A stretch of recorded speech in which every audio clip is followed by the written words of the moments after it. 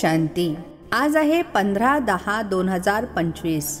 महावाक्य आहे, गोड मुलांनो, आत्मारूपी बॅटरी 84 मोटारींमध्ये गेल्यामुळे डीम झाली आहे।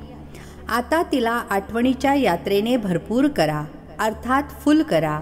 प्रश्न आहे, बाबा कोणत्या मुलांना अत्यंत भाग्यशाली समजतात?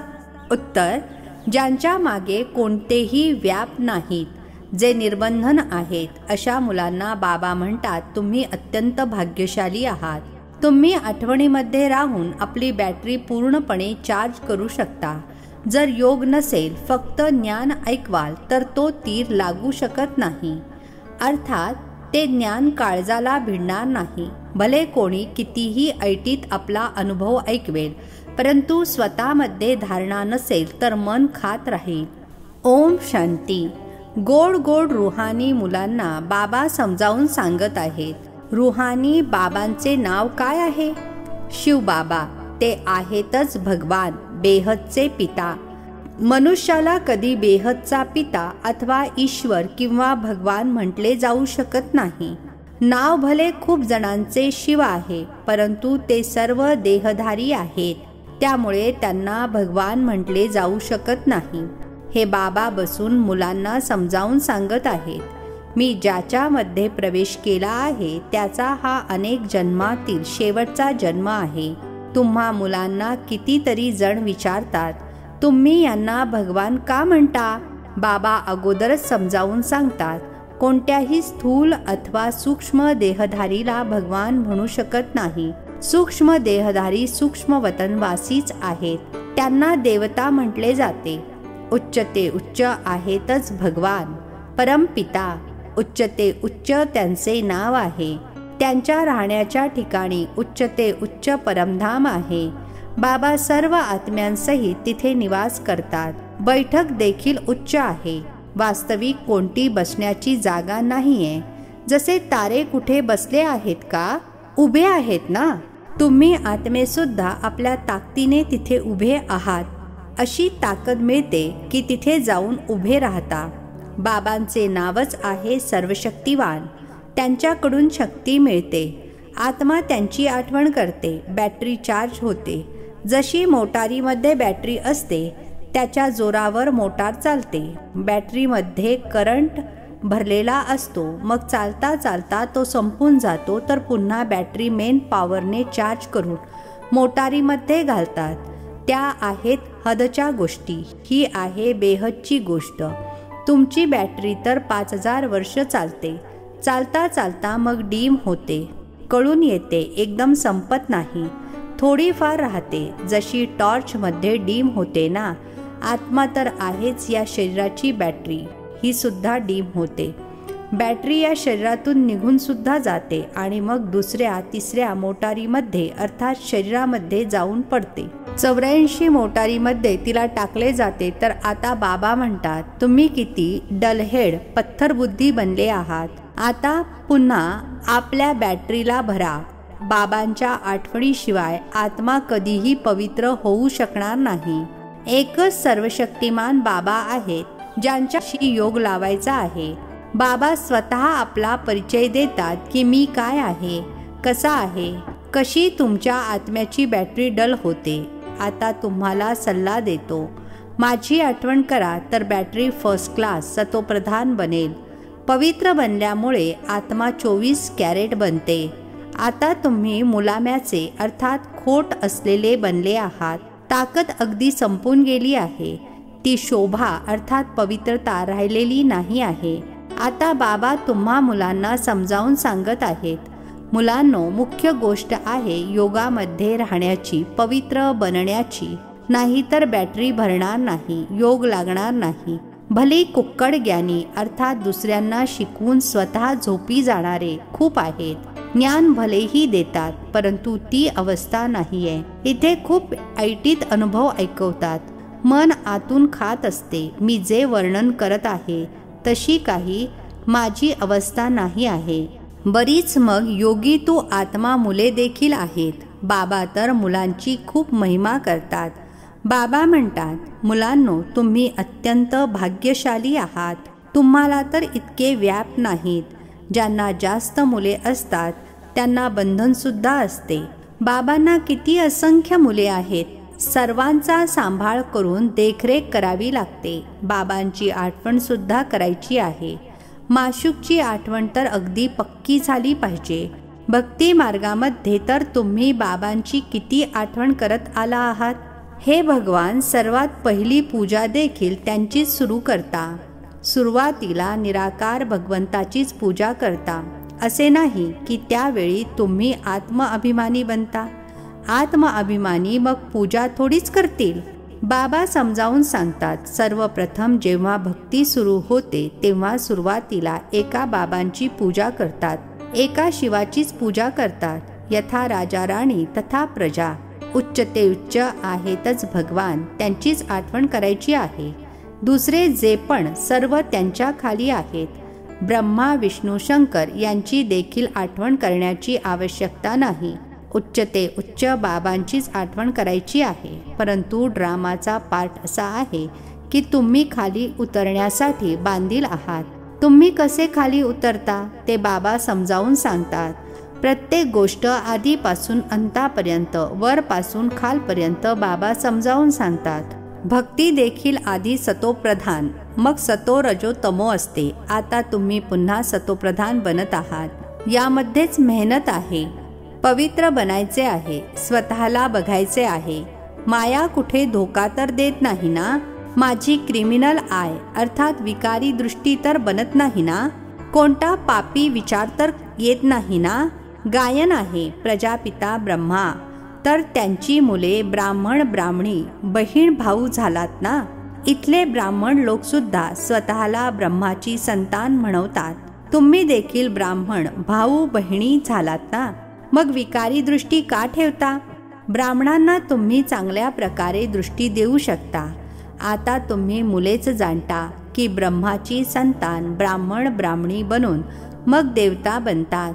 म्हणतात देखील बाबा येऊन ब्राह्मण आणि देवी देवता धर्माची स्थापना करतात. ही समजून घेण्याची गोष्ट आहे ना. आपण ब्रह्माची संतान भाऊ बहिणी झालो तर कधीही कुदृष्टी जाता कामा नये. त्याला थांबवायचे आहे. ही देखील आमची गोड बहीण आहे. ते प्रेम असले पाहिजे. जसे रक्ताच्या नात्यामध्ये प्रेम असते ते बदलून रुहानी बनावे. यामध्ये खूप खूप मेहनत आहे देखील सहज आठवण. स्वतःला आत्मा समजून बाबांची आठवण करायची आहे. विकारी दृष्टी ठेवू शकत नाही. बाबांनी समजावून सांगितले आहे. हे डोळे खूप धोका देणारे आहेत. त्यांना बदलायचे आहे. मी आत्मा आहे. आता तर आपण शिवबाबांची मुले आहोत. ॲडॉप्ट केलेले भाऊ बहिणी आहोत. आपण स्वतःला बीके म्हणवतो. चलनमध्ये अर्थात वर्तनामध्ये फरक तर असतो ना. टीचर्सचे काम आहे क्लासमध्ये सर्वांना विचारणे की तुम्ही हे समजता का की आपली दृष्टी भावा बहिणीची असते का काही चंचलता होत असते. खऱ्या बाबांसमोर खरे सांगितले नाहीत, खोटे बोललात तर खूप सजा खावी लागेल. कोर्टामध्ये शपथ घ्यायला लावतात ना. खऱ्या ईश्वर पित्यासमोर खरे सांगेन. खऱ्या पित्याचा मुलगा देखील खरा असेल. बाबा ट्रुथ आहेत ना. ते खरे तेच सांगतात. बाकी सर्व आहेत गपोडे अर्थात थापा. स्वतःला श्री श्री 108 म्हणवतात. वास्तविक ही तर माळा आहे ना जिचा जप केला जातो. हे देखील जाणत नाहीत की ही माळा आपण कशासाठी जपतो. बौद्धी लोकांची देखील माळा, ख्रिश्चन लोकांची देखील माळा असते. प्रत्येकजण आपल्या पद्धतीने माळा जपतात. तुम्हा मुलांना आता ज्ञान मिळाले आहे. बोला 108 ची जी माळा आहे त्यामध्ये वरती फूल तर आहे निराकार. त्यांचीच सर्वजण आठवण करतात. त्यांच्या आठवणीद्वारेच आम्ही स्वर्गाची पट्टराणी अर्थात महाराणी बनतो. नरापासून नारायण, नारीपासून लक्ष्मी बनणे हे आहे सूर्यवंशी मखमलीची पट्टराणी बनणे. त्यानंतर मग खादीची होते. अशा प्रकारचे पॉइंट्स बुद्धीमध्ये ठेवून मग समजावून सांगितले पाहिजे. तेव्हा तुमचे नाव खूप प्रसिद्ध होईल. बोलण्यामध्ये शेरणी बना. तुम्ही शिवशक्ती सेना आहात ना. अनेक प्रकारची सेनादल आहेत ना. तिथे देखील तुम्ही जाऊन बघा काय शिकवतात ते. लाखो लोक जातात. बाबांनी समजावून सांगितले आहे, क्रिमिनल आय अर्थात विकारी दृष्टी खूप धोका देणारी आहे. आपल्या अवस्थेचे वर्णन केले पाहिजे, अनुभव ऐकवला पाहिजे. आपण घरामध्ये कसे राहतो, अवस्थेवर काय परिणाम होतो, डायरी ठेवा. किती काळ या अवस्थेमध्ये राहतो. बाबा म्हणतात, पैलवानासोबत माया देखील पैलवान होऊन लढते. हे युद्धाचे मैदान आहे ना. माया खूप बलवान आहे. माया अर्थात 5 विकार. धनाला संपत्ती म्हटले जाते. ज्याच्याकडे जास्ती संपत्ती असते, अजामिल देखील तेच जास्त बनतात. बाबा म्हणतात, सर्वप्रथम तुम्ही वेश्यांना वाचवा, तर त्या मग आपली असोसिएशन अर्थात संघटना बनवतील. आम्हाला तर बाबांकडून वारसा घ्यायचा आहे. बाबा म्हणतात, मी तुम्हाला शिवालयाचा मालक बनविण्यासाठी आलो आहे. हा अंतिम जन्म आहे. वेश्यांना समजावून सांगितले पाहिजे, तुमच्यामुळे भारताची इतकी अब्रू गेली आहे. आता बाबा आले आहे शिवालयामध्ये घेऊन जाण्यासाठी. आम्ही तुमच्याकडे श्रीमतानुसार आलो आहोत. आता तुम्ही विश्वाचे मालक बना. आमच्याप्रमाणे भारताचे नाव मोठे करा. आम्ही देखील बाबांची आठवण केल्याने पवित्र बनत आहोत. तुम्ही देखील हा एक जन्म हे छीछी काम अर्थात घाणेरडे काम सोडून द्या. दया तर करायची आहे ना, मग तुमचे नाव खूप प्रसिद्ध होईल. म्हणतील, यांच्यामध्ये तर एवढी ताकद आहे जे अशा घाणेरड्या धंद्यातून यांची सुटका केली. सर्वांची असोसिएशन अर्थात संघटना आहे. तुम्ही तुमची संघटना बनवून गव्हर्नमेंटकडून जी पाहिजे ती मदत घेऊ शकता. तर आता असे घाणेरडे काम करणाऱ्या, ज्यांनी भारताचे नाव बदनाम केले आहे, त्यांची सेवा करा. तुमची देखील युनियन खूप मजबूत पाहिजे, जे 10-12 आपसामध्ये मिळून जाऊन समजावून सांगतील. माता देखील चांगल्या हुशार असाव्यात. कोणी नवीन जोडपे असेल, बोला, आम्ही पवित्र राहतो. पवित्र राहिल्यानेच विश्वाचे मालक बनतो. तर का नाही पवित्र बनणार. सारी झुंडच्या झुंड मिळून जावी. जाऊन अतिशय नम्रतेने सांगायचे आहे, आम्ही तुम्हाला परमपिता परमात्म्याचा संदेश देण्यासाठी आलो आहोत. आता विनाश समोर उभा आहे. बाबा म्हणतात, मी सर्वांचा उद्धार करण्यासाठी आलो आहे. तुम्ही देखील हा एक जन्म विकारामध्ये जाऊ नका. तुम्ही समजावून सांगू शकता, आम्ही ब्रह्मा कुमार कुमारी आमच्याच तनमन धनाने सेवा करत आहोत. आम्ही भीक तर मागत नाही, ईश्वराची मुले आहोत. अशा प्रकारे प्लॅन बनवा. असे नाही की तुम्ही मदत करू शकत नाही. असे काम करा ज्यामुळे वाहवाह होईल. मदत देणारे हजारो समोर येतील. असे आपले संघटन बनवा. मुख्य असणाऱ्यांना सिलेक्ट करा. सेमिनार करा. मागे मुलांना सांभाळणारे खूप मिळू शकतील. तुम्ही ईश्वरीय सेवेला लागा. असे फ्राग दिल अर्थात उदारचित्त असले पाहिजेत, जे लगेच सेवेला बाहेर पडतील. एका बाजूला ही सेवा आणि दुसरी गोष्ट गीतेची. या गोष्टींना एकत्रितपणे उचलून धरा. तुम्ही शिकताच मुळी हे लक्ष्मीनारायण बनण्याकरिता. तर इथे तुम्हा मुलांचा आपसामध्ये मतभेद असता कामा नये. जर कोणती गोष्ट बाबांपासून लपवत असाल, खरे सांगत नसाल, तरी देखील आपलेच नुकसान करता. अजूनच 100 पटीने पाप चढते. अच्छा, गोड गोड खूप खूप वर्षांनंतर भेटलेल्या मुलांप्रती मात पिता बाप दादांची प्रेमपूर्वक आठवण आणि सुप्रभात. आत्मिक पित्याचा आत्मिक मुलांना नमस्ते. आम्हा आत्मिक मुलांचा आत्मिक पित्याला नमस्ते. धारणेसाठी मुख्य सारांश आहे. पहिला पॉइंट आहे, आपण गोड बाबांची मुले आहोत. आपसामध्ये गोड बहीण भाऊ बनून राहायचे आहे. कधीही विकाराची दृष्टी ठेवायची नाही. दृष्टीमध्ये कोणतीही चंचलता असेल तर रुहानी सर्जनला खरे काय ते सांगायचे आहे. दुसरा पॉइंट आहे, कधीही आपसामध्ये मतभेद करू नका. फ्राग दिलाने अर्थात उदार मनाने सेवा करायची आहे. आपल्या तनमन धनाने अतिशय नम्रतेने सेवा करून सर्वांना बाबांचा परिचय अर्थात संदेश द्यायचा आहे.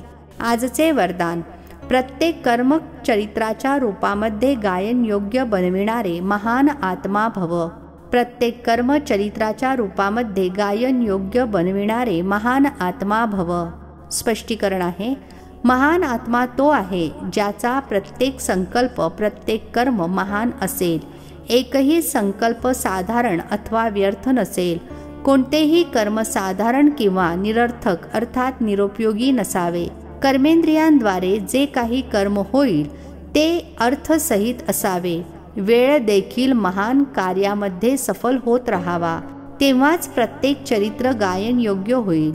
महान आत्म्यांचे यादगार हर्षित मूर्त, आकर्षण मूर्त आणि अव्यक्त मूर्त या रूपामध्येच आहेत. स्लोगन आहे, मान आणि इच्छा सोडून स्वमानामध्ये स्थिर व्हा, तेव्हाच मान सावलीप्रमाणे तुमच्या मागून येईल.